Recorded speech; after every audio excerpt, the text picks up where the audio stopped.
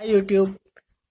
मैं Rahul Patel, rabbit trainer. आप सभी लोगों का अपने channel rabbit farming and care में सभी लोगों का हार्दिक स्वागत करते हैं।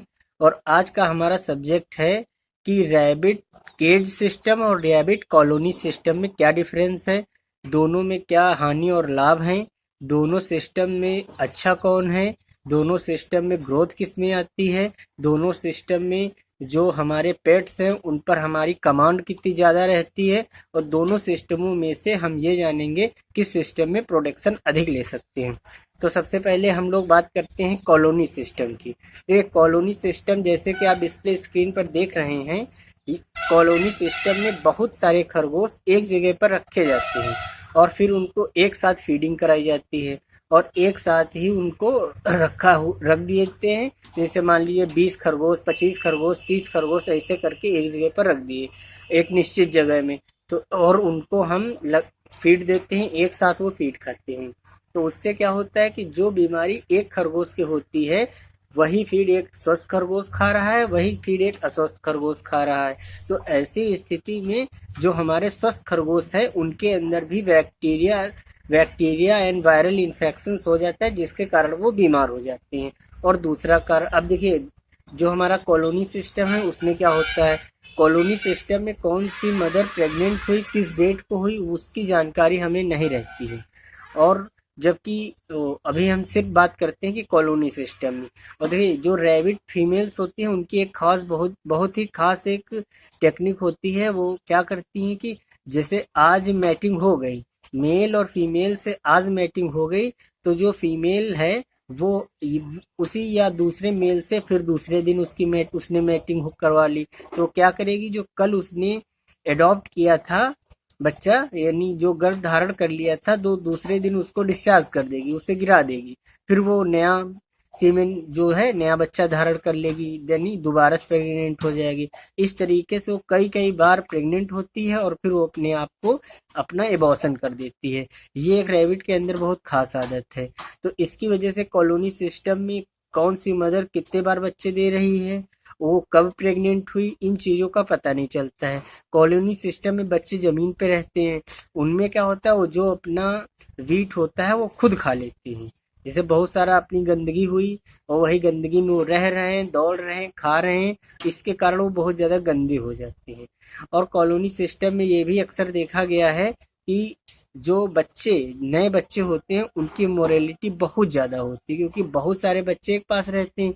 फीड जैसे उनको फीड के लिए 2 या 4 पॉट रखे हुए हैं, उनमें जैसे फीड डालते हैं सब दौड़ के आ जाते हैं, एक दूसरे के ऊपर लग जाते हैं, बहुत एक दूसरे के ऊपर चढ़ेंगे, कई कई बच्चे के ऊपर कई कई बच्चे चढ़ जाते हैं। उससे क्या होता है, उनका डाइजेशन सिस्टम बहुत खराब हो जाता है और फिर धीरे धीरे उनके अंदर जो लीवर है एकदम डैमेज हो जाता है, कुछ दिन बाद वो पूरी तरीके से किल हो जाती हैं। अब हम लोग बात करते हैं कि केज सिस्टम की। जैसे कि हमने अपने फार्म में केज सिस्टम लगा रखा है, जैसे आप पीछे देखिए, ये एक फीड बॉक्स है जिसमें हम फीड देते हैं, यहाँ पे जो बच्चे हैं वो खा लेते हैं। और ये हमारा केज सिस्टम, इसमें क्या होता है कि जैसे इस बच्चे ने वीट की और यहाँ से केज से नीचे गिर गई, तो हमेशा जो रैबिट है वो हमारा साफ सुथरा रहता है, उसके अंदर जो बैक्टीरियल इन्फेक्शन हैं बहुत कम है। केज सिस्टम में देखिए इसके जो मतलब जो भी गंदगी है वो नीचे गिर जाती है, कभी कभी गंदगी जब फंस जाती है उसका आप सभी लोग ध्यान रखिए कि केज सिस्टम में जो केज है आपका वो एकदम क्लीन होना चाहिए। समय समय पर उसको एंटीबायोटिक जो आते हैं स्प्रे या डिसैनिटाइजर, उनके द्वारा उसको सैनिटाइज करते रहिए और मतलब उनको साफ सुथरा रखिए।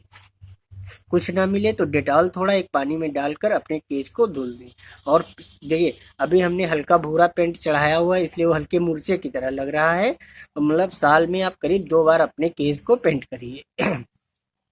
अब हम लोग आते हैं कि केज सिस्टम के और क्या लाभ हैं। केज सिस्टम में हमारा एक मेल और एक फीमेल जो है वो अलग अलग रहता है। मतलब जैसे जो मेल हैं वो और फीमेल हैं वो अलग रहते हैं। जैसे इधर देखो बच्चे हैं तो 6 बच्चे, 4 बच्चे, 3 बच्चे एक एक केज में हम लोग रखते हैं। उससे क्या होता है, जैसे कोई बच्चा बीमार हुआ, 4 या 5 बच्चे एक 2x2 के केज में हैं, तो हमने उस बच्चे को अलग रख दिया, और जिससे अन्य बच्चे जो हैं वो हमारे पूरी तरीके से सुरक्षित रह गए। और वहीं कॉलोनी सिस्टम में बच्चा कब बीमार हुआ, उसके कौन सी डिजीज आई, उसके लैट्रिन आ रही हैं, उसके पास सुरेलक संक्रमण हो रहा है, आइमोनियक हो गया, मैक्सोमीनियक संक्रमण हो गया, पता ही नहीं चलता। जबकि केज सिस्टम में हर बच्चा सेपरेट है। आप एक बार फार्म का राउंड मारेंगे और सारे खरगोशों की देखरेख आप आसानी के साथ कर सकते हैं। अब आते हैं केज सिस्टम में और क्या लाभ है। देखिए, केज सिस्टम में हम जब ब्रीडिंग करवाते हैं, जैसे किसी फीमेल को मेल के पास ले जाके ब्रीडिंग करवा दी, उसको ला के सेपरेट उसके केज में रख दिए, और फिर हम 12 से 15 दिन बाद प्रेगनेंसी चेक कर लेते हैं। प्रेगनेंसी कैसे चेक करते हैं वो हमारे डिस्क्रिप्शन बॉक्स में लिंक है, उसको देख लीजिए आप कैसे प्रेगनेंसी चेक करते हैं। अब क्या होता है कि जब ऐसी सिचुएशंस आ जाती हैं कि मादा प्रेग्नेंट नहीं है, तो फिर मेल के पास ले जाके फिर उसको हम प्रेग्नेंट करवा देते हैं। तो उससे क्या होता है कि एक मादा यदि नहीं भी प्रेग्नेंट हुई तो 12 से 15 दिन के बाद जब उसकी वो हम प्रेगनेंसी चेक करके फिर से उसको क्रॉस करवाएंगे, तो तब तक उसके शरीर में जो वीकनेस है, बार बार बच्चे देने से जो उसका शरीर टूटा है वो रिकवर हो जाएगा। उसमें कोई घबराने की बात नहीं है, बहुत नुकसान की बात नहीं होती है। अब देखिए, केज सिस्टम में मेल और फीमेल अलग रहते हैं, जिसके कारण वो लड़ते नहीं हैं। जब मेल को फीमेल के पास ले जाते हैं तभी तभी वो थोड़ी बहुत बड़ी लड़ाई करें। अब वही कॉलोनी सिस्टम में क्या होता है, कॉलोनी सिस्टम में बहुत सारे रैबिट एक पास रहते हैं हमारे, और मेल और फीमेल दोनों एक साथ रह रहे हैं। अभी मेल और फीमेल दोनों आपस में क्रॉस करने की कोशिश करेंगे। कई बार फीमेल बहुत एग्रेसिव हो जाती है और वो मेल खरगोश को बहुत नोच डालती है। कई कई बार तो मेल खरगोश मौत की भी कगार पे आ जाता है। कई कई बार मेल खरगोश मर भी जाते हैं अधिक ज़्यादा लड़ाई झगड़ा करने के कारण। तो ऐसी स्थिति में हमने देखा है कि जो केज सेपरेट सिस्टम है, मादा और नर को अलग रखने वाला, वो ज़्यादा सही है। और ये जो कॉलोनी सिस्टम है उसमें मोरलिटी भी बहुत ज़्यादा आती है, और ये जो केज सिस्टम है बिल्कुल साफ सुथरा माहौल रहता है यहाँ पर, और इसके कारण बहुत ही कम मोरलिटी आती है।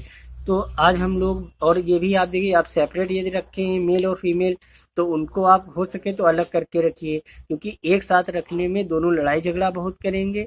ऐसी स्थितियों में बहुत ज़्यादा दिक्कतें आ जाती हैं। मेल खरगोश कभी कभी या फीमेल खरगोश कभी कभी बहुत ज़्यादा जख्मी हो जाती है। आप अलग अलग दोनों को रखिए, और जब ब्रीडिंग करवानी हो तो फीमेल के पास फीमेल को मेल के पास लेकर करवा दें, फिर अलग कर दें। तो आशा करते हैं कि हमारे दो सवाल कि कॉलोनी सिस्टम और केज सिस्टम में क्या क्या डिफरेंसेस हैं, और आपके यदि एक पेट है या दो पेट है उसको अलग रखना चाहिए या साथ रखना चाहिए। हमने जो भी आपकी उससे जुड़ी बातें हैं वो हमने आपके साथ शेयर कर दी। अब इच्छा आपकी, यदि आप सेपरेट रखना चाहें तो सेपरेट रखें, दोनों को एक साथ रखना चाहें तो एक साथ रखें। और हमारा एक क्वेश्चन और कई वीडियो में कमेंट आ रहा है कि सर हमें बताएं, एक मेल रखना चाहिए, दो फीमेल रखनी चाहिए, या दो मेल पर एक फीमेल रखना चाहिए, या एक मेल एक फीमेल रखनी चाहिए, या तीन फीमेल एक मेल रखना चाहिए। इस तरीके के बहुत सारे क्वेश्चंस आ रहे हैं। अगले वीडियो में हम इस टॉपिक को कवर करने की कोशिश करेंगे। आप लोग हमारे यूट्यूब चैनल पर आए, इतनी देर हमें समय दिया, उसके लिए बहुत बहुत धन्यवाद। आपके खरगोश के संबंधित कोई भी प्रॉब्लम है, दिक्कत है, हमें कमेंट बॉक्स में कमेंट करिए। उसके लिए एक स्पेसिफिक वीडियो हम बनाएंगे, आपको लिंक शेयर करेंगे, ये हमारा वादा है। आप पूरे यूट्यूब पे देख लीजिए, जिस तरह हम हर चीज़ की बीमारी, दवाएं और हर चीज़ की MRP के साथ बता देते हैं। आज तक किसी ने जो यूट्यूब पे बताया हो तो हम अपना आज के बाद चैनल बंद कर देंगे। हम बिल्कुल इस बात की चैलेंज देते हैं पूरे यूट्यूब पे। और आज के लिए इतना ही, धन्यवाद।